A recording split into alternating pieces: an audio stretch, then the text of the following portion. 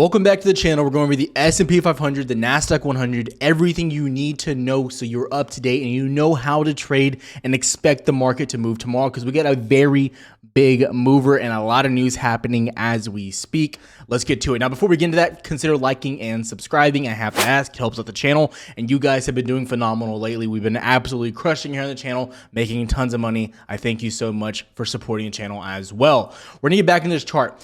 Going over today what happened. We started out the day, as we look at the S&P, we're gonna look at the Nasdaq here in a second as well, but looking at the S&P, you started down with a little bit of downside.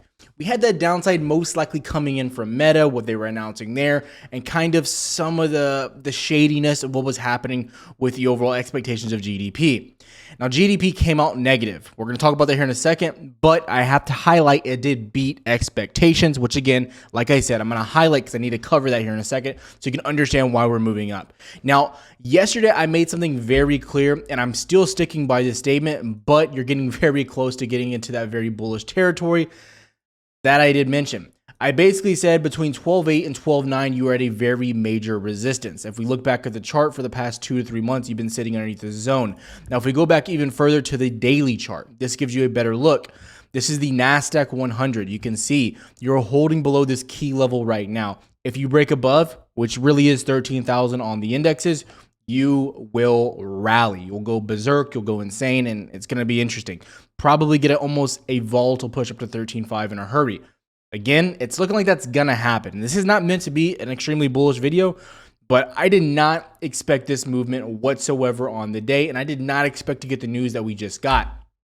Going on right now, what is happening? Currently, Amazon, they just obliterated earnings, just so you know.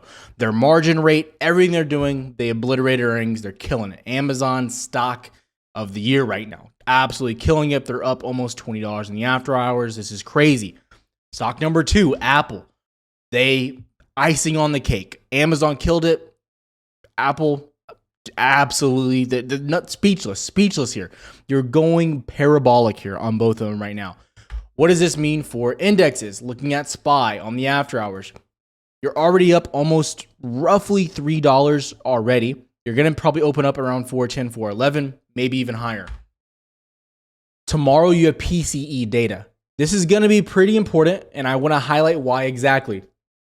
Powell did say PCE data is the most important when it comes to inflation, and he said it's their best overall viewpoint on how real inflation is being affected.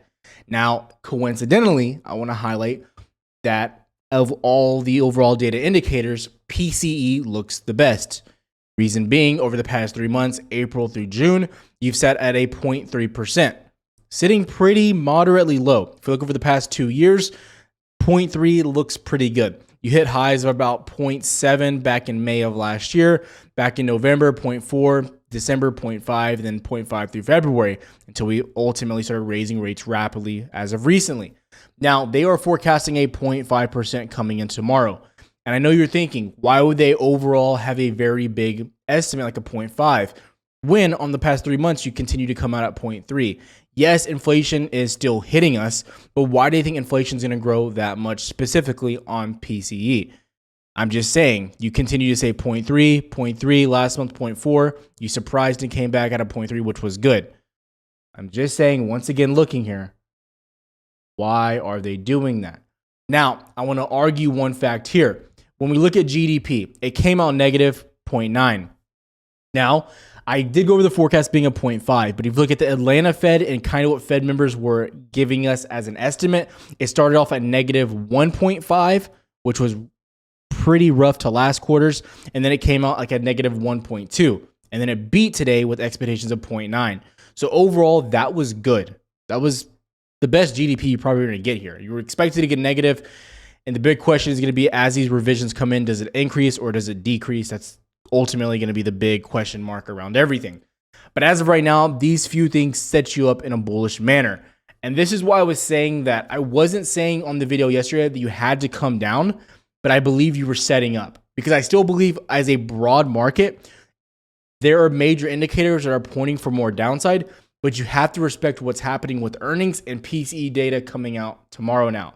Now, as we look at this, you're already up another 50 cents on SPY since I just talked about that. NQ's coming up to 13,000 right now. if you get a beat on PCE, if PCE comes out below 0.5, I anticipate you are going to have a monstrous day tomorrow. An absolutely monstrous upward moving day. No questions about it tomorrow. Going into this, what am I looking at? What I think is the trade to have? Now, I think SPY, you have to look at a few areas. Let's talk about those. This was a really interesting area right here, 417, 416. I think you're going to have a little bit of resistance at this range of 416, 417. Just want to highlight that. But I want to say the goal here, if you start pushing above 13,000 on NQ, this is not the target here in my opinion. I believe your target has got to be 429 to 430 if we're talking SPY. And I know people are watching here, you're like, Tyler, what are you talking about? Have you gone full bull on us? I'm just telling you and pointing out key targets you need to be watching for. So you get above 410, which is going to be a key overall level. In my opinion, 415, 417. After that, 430, 429. Those are your levels on SPY. I want to cover that before I go into anything else. Looking at NQ, what's happening here? Again, this has been essentially the levels we've been watching for weeks. We've been talking about this basically nonstop. And I want to highlight one thing before I even go too far here. If we look back at PCE, the last time we got PCE was June 30th. That's when you got the information at market open. What happened? Again, just stay with me. Again, I'm trying to show you exactly what's been happening time and time again after these date releases. If you look back, PCE, June 30th, where was it? Right here. You marked your bottom. You came down, dipped, bottomed, started going right back up. You didn't get lower than that date. Just want to highlight. What about the one before that? How did you move going into that PCE data? As we come back, we're going to go really quickly over to PCE to PCE right here. May 27th. What happened here? Once again, we're going to go back a little bit further. Draw us back a little bit more about right here. PCE, once again, May 27th happens right here. Boom, you shoot up once again. So right here, you did not shoot up immediately, but it set up the bottom to come in, and then boom, you went just completely just back to the upside. Another 1,500 points roughly, or actually, sorry, 700 points on NQ there. So looking at this, in my opinion, if this data comes out as a beat lower than 0.5, in my opinion, you have to expect more upside on the market. And as you're at this range, you have to anticipate a pretty gnarly breakout. Apple just killed earnings. Amazon killed earnings. Everything, in my opinion, points for upside tomorrow. The only question mark is going to be PCE at market open 830. That's what I'm looking at. Now, some of these other indicators I want to talk about really quickly that we kind of haven't talked about here in a second. These are the broad indicators I've been talking about for the longer term downside that I am still looking at. The 10-year. Now, you started breaking down pretty bad over the past few days. I do want to highlight that. We've seen the overall pattern that you've been sitting in. You came back below these previous levels. It's looking bad. Where things even get more interesting is when you come back to the 30-year. The 30-year and the 10-year are further disconnecting. So that yield inversion, which we've been talking about for a while here on the channel, you can see it's getting broader and broader. You're finally below 90%. These are key indicators that have to point me to some upside movement, specifically short term, but looking at this right now. If yields start to pop back up, yes, we'll be interested. But overall, this is pretty big right here. The 10-year or 20-year is still pretty high. Once that gets under the 30-year, again, that starts to point to maybe, just maybe, the inflation crisis might be under control. As you look at energy, in my opinion, you still have to be very, very on your heels because energy is definitely still going up rapidly. J&K, these junk bonds, one of the best indicators overall as we look at the 1 hour time frame here. You're still shooting up. You're still moving broad. You're still moving strong. In my opinion here on junk bonds, you got to be looking at that same range that you had at 417 as well. You're not there yet, but you're getting close. So I'm looking back at 98 to 99 on junk bonds. I think they still have plenty of room to go. Definitely looking like junk bonds and a risk on approach to the market is taking control. Risk on, which means investors are dumping more money into those riskier assets. These might start seeing shorts start to cover, and that's going to be an interesting perspective on the market, looking at everything as a whole. I mean, this is literally the most bullish case scenario that could have happened. Now, I want to go really quickly over to Bookmap, and I'm going to end the video with Cheddar Flow and the options overall flow going on there. Looking over here at Bookmap, all day long, we had some very interesting movement. Now, first thing I want to highlight is the blue. This is your dark pool data. all day long. Down, you had selling, selling, selling, selling. They're not huge orders, but you saw selling all morning long, basically till lunch. Then you started to kind of see a flip.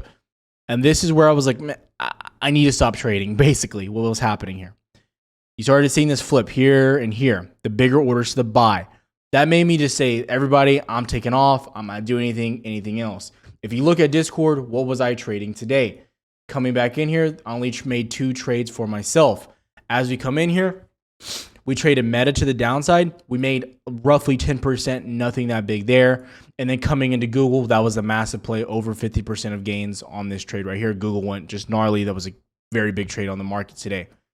Very slow day, but we still made money on it, and we definitely traded it to the direction of the market when we started seeing that broad scale upside happening. But as you're looking at this now, your CVD, that volume, the buying volume remained at highs. Everything again right now, especially going into these earnings, especially going into PCE if it beats, is pointing to a very large breakout. And again, I don't want to flip-flop. I don't want to do anything like that, but I could not have anticipated this type of movement. If you get above 13,000 here on Nasdaq, I am telling you, you're going to run rapidly. And I do believe if you get above this level right here, 13,000 on NQ, you will start to see short covering on a broad scale on the market. Stocks across the board, you will see it happening. And I do believe we'll get a pretty nice push to the upside on SPY and Qs as well. So that's what I'm looking at specifically on a broad scale market. Before we go any further, going into cheddar flow, end of the day, I want to highlight Qs and SPY. As you look at Qs, put to call ratio, puts definitely leading the way, especially here in the after hours. You're seeing a lot of after hours money flowing in here. Looking at SPY, this was a little bit more interesting in my opinion. On the after hours, basically starting from right here, look at all the put flow, puts all the way up. And they're not that small of orders. So you're seeing a lot of overall flow coming in the after hours to the put side, even despite the beat on Amazon and Apple. That's the interesting part here.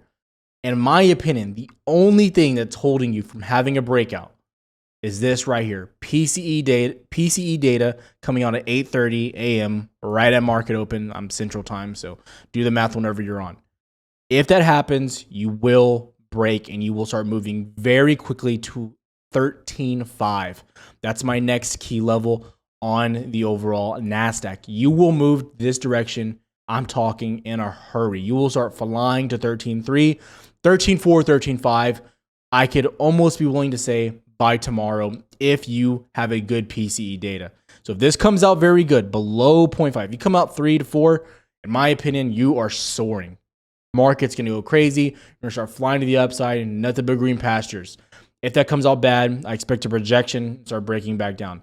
But really, it's that simple. You're waiting till market open. If you get above 13, boom, you got upside. If you hold below 13 and the PCE data comes out bad, I'm looking for a clear downside shot and a rejection off the top of this zone. I'm sorry about yesterday. I have to admit when I'm wrong. And yesterday I did say, coming into this range, I didn't want to trade this. I wanted nothing to do with this. But after looking at this, looking at what's happening from right now, Amazon still going up 137, Apple still going up 162. You have got to be a bull on the market, especially if PCE data comes out bullish. That's what I'm looking at. That's what I'm watching. You need to be looking at these. Also, if you're not in the Facebook group, again, I'm posting all the time, and you guys can post as well here. Y'all can ask questions. Y'all can post your charts, your trades, everything like that. This is our new community, so go check it out. The Facebook group link is down below. I don't know how long I'm going to leave it free. I might leave it free indefinitely. I might lock it up so only the people in it can stay in it for however long. We might lock it up here in the near-term future. So make sure you're in it because it's only available while it's available.